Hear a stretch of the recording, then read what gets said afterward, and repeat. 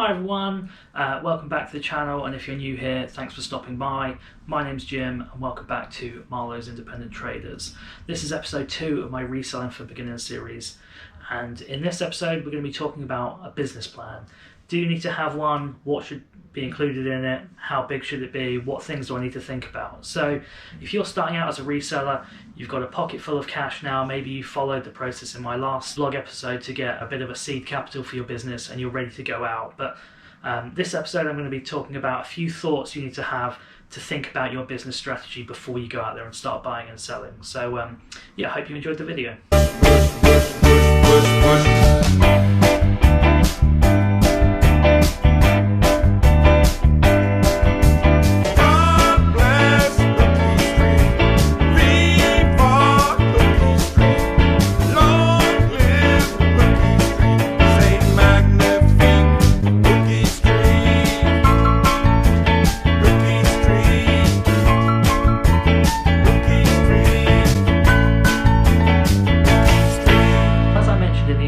This episode is all about your business plan. Now, I'm not suggesting you need to have like a full written projection of everything you're going to do and your figures over the next 1, 2, 3 years or anything like that. But I do think as a new reseller, there's some kind of considerations you need to make to enable you to have the most effective strategy for both buying and selling. I've heard a few more experienced resellers talk about their business plan, and in the most part they've kind of said, well, I don't really have a business plan, all I do is kind of buy low and sell high, which I totally get. Ultimately that's the game we're all playing at the moment. But I think personally a lot of these more experienced resellers do have a plan in mind, but they've just kind of internalized what they're doing because ultimately they have the experience to kind of do it without thinking. But it's just a couple of considerations that I think you as a new reseller should make, because I really think they will define the strategy you use both in buying and selling. Now, there are a few different considerations, but I think the two by far most important ones are firstly time. How much time do you have to dedicate to your reselling business? And secondly, space. How much space do you have to keep your inventory in and dedicate to your business with packing materials and everything else? Because those things will certainly affect the strategy you take to buying and selling, or if not, they absolutely should. Now, what I mean by this is, if we look again at the kind of more experienced reseller, or most of the resellers you see on YouTube, they'll be full-time resellers, people that can dedicate as much time as they want or as much time as they care to into their business. And for the most part, those will have a good amount of space for their business. So you might see people with external storage units or garages or lockups. So if we take that kind of person as example, they basically have an unlimited amount of time and space for their business. Now, if you find yourself in that situation, which is absolutely great, your only decision when it comes to buying an item is basically, is this going to be a profitable item for me? If so, I know I've got the space for it and I know I've got the time to list, process, sell it, so I'm absolutely going to buy this item. For you as a brand new reseller who might only have a limited amount of time for it and perhaps only a limited amount of space from which you're running your business, maybe you've just got a small shelf in your garage or a small amount of space at home, that decision becomes a lot more complex than the full-time reseller. Because not only do you have to worry about whether an item is profitable, from a time point of view, you need to think about, is it profitable enough to warrant the limited amount of time you have for your business for you to be able to buy it? Or would it be better for you to leave the item, not purchase it, and wait to find a lot more profitable items? Or maybe you've got some stock back at home that you'd be better spent listing than kind of buying more that's going to be not particularly profitable. And in terms of space, for exactly the same reasons, you need to think, is the item that you're looking at buying worth taking up some of the limited space you have? Also, how long will it take to sell? Looking at the solds on eBay, maybe if something only sells once every 3 months, even though the profit is good, is it worth taking up all that space in the limited area you have for your business for that amount of profit?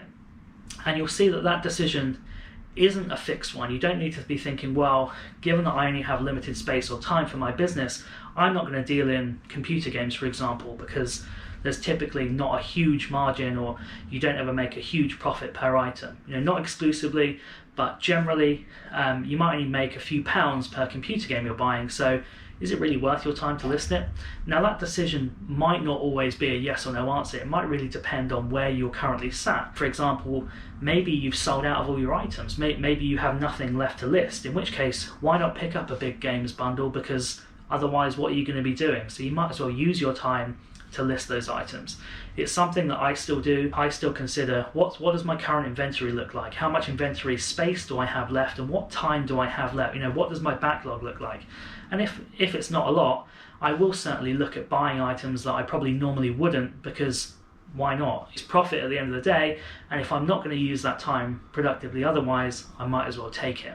And also on the selling side, I think those two main considerations should also affect your selling strategy, and not just that decision to buy an item in the first place. Now again, if we look back at the kind of example of the full-time reseller with a lot of space and a lot of time to dedicate to their business, most resellers generally follow a model of listing an item at the very kind of top of what you would ever achieve for it. So let's say you've got an item that at most would achieve £100. Most resellers would say, list it at 100, try and get the absolute max, and then very slowly lower that price until you get a buy. Maybe you'll accept an offer, maybe you send out a couple of offers, depending on how long you've had it. And that, without a doubt, is absolutely the best model for selling if there's no other kind of factors at play here. Because if you're buying something, it's absolutely true that you obviously want to achieve the best price and achieve the best profit on that item. But equally, you also need to be cognizant of the time and space constraints you have. If you're really running out of space, why not accept a slightly lower offer, or why not list it for a slightly lower price, because that will get the stock moving quickly. It might sell in a week rather than a month. And then you've bought yourself time to be able to go out and do more deals and make more flips. Obviously, those deals and those sales have an outlay in time, which again might also be limited for you as a new reseller. So you really need to strike the balance about thinking, is it worth my time, and what space have I got? And that will really affect how you list an item. When you're thinking about the price to list an item for, don't just think about what could it achieve, think about how quickly do you want it to sell, given your other inventory, your backlog. It's a little bit more of a complex decision as a new reseller, both the buying side and the selling side. You don't need to follow what others are doing blindly. Think about your personal situation, and that should guide how you both buy items and you sell. So I hope that explains a little bit about how you don't necessarily need to have a business model, but you do need to kind of bear in mind those two key considerations into both the buying and selling of items when you begin reselling. Now, those two aren't the only considerations you should be thinking of. There are a few other things that will really define the way you do business. So things like, what do your local sourcing opportunities look like? Are you surrounded by an area that has quite a few boot sales? Is that how you want to do business? Or are you someone who's more into maybe selling clothes and you've got a load of local charity shops that do a load of clothes? What do your sourcing opportunities look like? How regularly are those restocked? Do they have the kind of items that you want to be buying, or are you relying more on Facebook Marketplace or larger bulk deals? Maybe you're buying wholesale. Another consideration might be your access to transport. There are a few other kind of considerations to be made when you're looking at your model, but I think basically those two, space and time, are the ones that they really hinge back to as well, and I think those are the key ones.